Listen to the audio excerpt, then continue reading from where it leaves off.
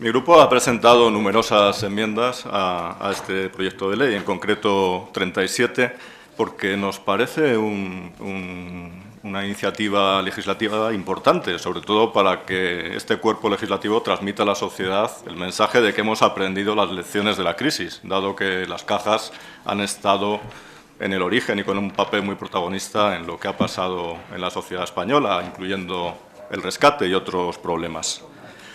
No voy a referir a la numeración concreta que obra en la documentación por hacer la exposición menos farragosa, sino al espíritu de esas enmiendas, que hemos perseguido con esas enmiendas. Y voy a diferenciar los dos pilares del proyecto, las que tienen que ver con las cajas, las que tienen que ver con las fundaciones bancarias. Respecto a las cajas, podríamos pensar que ya son relativamente poco importantes, porque quedan pocas, pero creemos que eso no es así, porque siguen existiendo, se legisla sobre ellas y pueden surgir en el futuro. De hecho, es una tentación para las comunidades autónomas volver a generar sus cajas propias, sus pequeños bancos regionales. Por tanto, creemos que es importante legislar bien y legislar aprendiendo las lecciones de lo sucedido. Y creemos que esto no ha sido así. Uno de los problemas pasados de las cajas tuvo que ver con el excesivo control por parte de las comunidades autónomas. Y creemos que eso no se ha corregido. Las comunidades van a seguir controlando estas nuevas cajas, las que existen y las que se creen, van a decidir sobre las fusiones que realicen o no realicen, van a decidir sobre el traslado del domicilio social, un rasgo importante, por tanto, que llevó a nuestros problemas no se ha corregido. Control de las comunidades sobre las cajas. Otro rasgo importante en el origen de los problemas, la politización de las entidades, ligado al anterior. Aquí hay pequeños retoques, pero claramente insuficientes. Hay un régimen de incompatibilidades simultáneo entre un cargo político y un cargo en la caja. No se puede ser a la vez concejal, consejero, ministro o estar en la caja. Faltaría más, pero no hay un periodo de cautela desde que se sale de ese cargo público hasta que se está en la caja, mientras que para otro tipo de incompatibilidades siempre se establece ese periodo de cautela. Parece que se quiere aparentar despolitización más que despolitizar en realidad.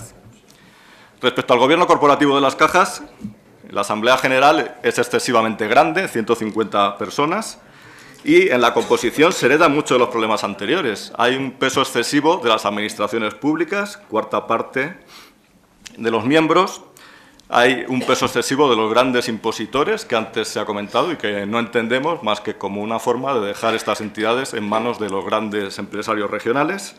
Y, sin embargo, hay una falta de representación de los trabajadores y un método de elección de los representantes de los trabajadores que, en nuestra opinión, debería ser directo y no como el que se incluye. Tampoco nos gusta el diseño del Consejo de Administración, de nuevo excesivamente grande, 15 miembros, y que debería ser reducido.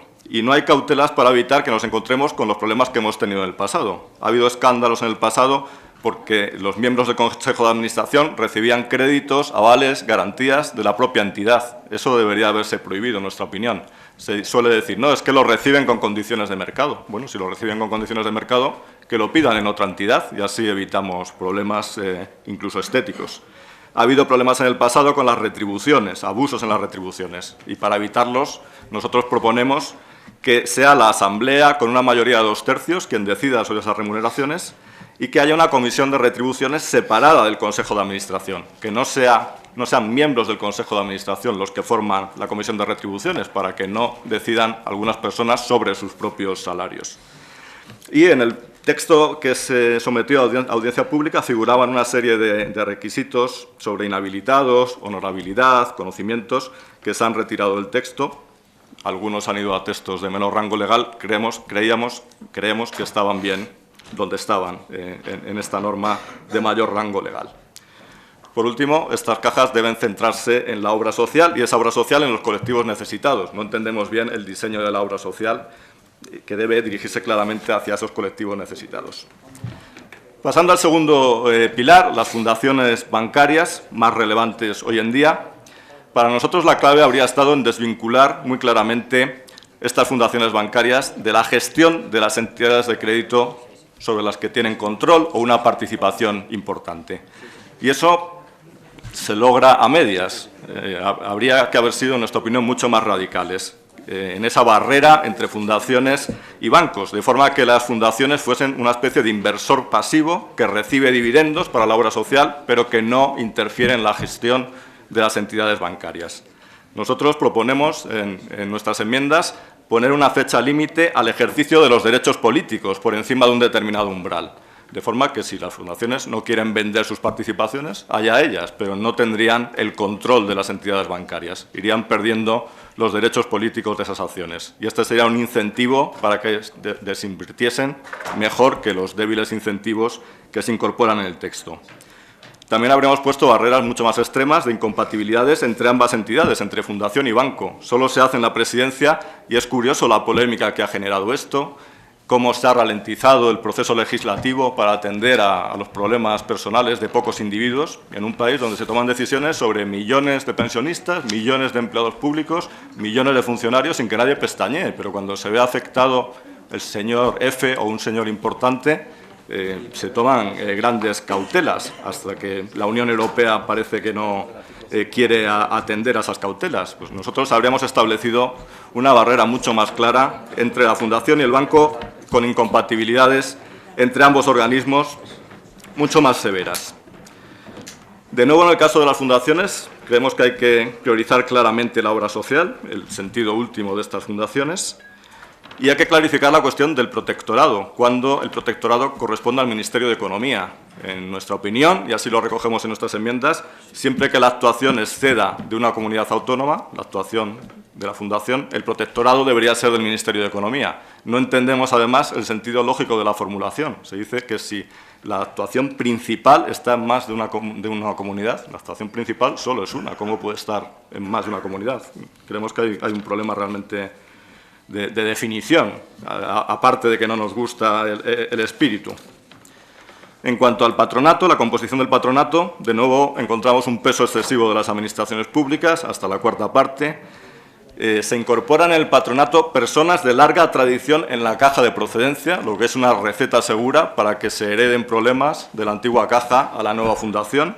Creemos que esas personas de larga tradición no deberían formar parte del patronato y, sin embargo, no se incorporan en el patronato, sorprendentemente, a las entidades del tercer sector, cuando estas fundaciones se van a centrar, se supone, en la obra social. Habríamos dado cabida a esas entidades del tercer sector en el patronato y a un mayor porcentaje de personas independientes con reconocido prestigio profesional. Y por último, pero no menos importante, como comentamos en el Pleno, en una ley sobre cajas, creemos que hay que mirar hacia adelante, pero no podemos olvidar todo lo que se arrastra del pasado y aún no está resuelto, y tiene que ver con las cajas. El tema de las indemnizaciones multimillonarias que cobraron los que hundieron a las entidades y todavía no han devuelto, la exigencia de responsabilidades, muy limitada hasta ahora, cómo se va a recuperar el dinero público del rescate, que se sigue diciendo que es a coste cero, las cuestiones relacionadas con los estafados de las preferentes, con la vivienda. Todos estos temas se ignoran, pero tienen que ver también con las cajas, y está bien mirar hacia adelante, pero no podemos dejar de mirar también a los flecos importantes que no se han cerrado por los problemas anteriores. Como decía, nada de todo esto se recoge en el texto. No creemos que ninguna de nuestras enmiendas vaya a ser incorporada, no ha habido ningún tipo de negociación al respecto y la única conclusión lógica que podemos derivar de ello es que realmente se ha hecho lo mínimo imprescindible por presiones de la Unión Europea, pero no hay una voluntad decidida de reformar cajas y diseñar fundaciones para acabar con los vicios del pasado. Se ha querido, como en la famosa novela de Lampedusa, cambiar todo para que nada cambie, o al menos cambiar todo para que cambie lo menos posible, y sobre todo el control de las entidades. Y por eso nuestra postura, si es así, como nos tenemos, será negativa.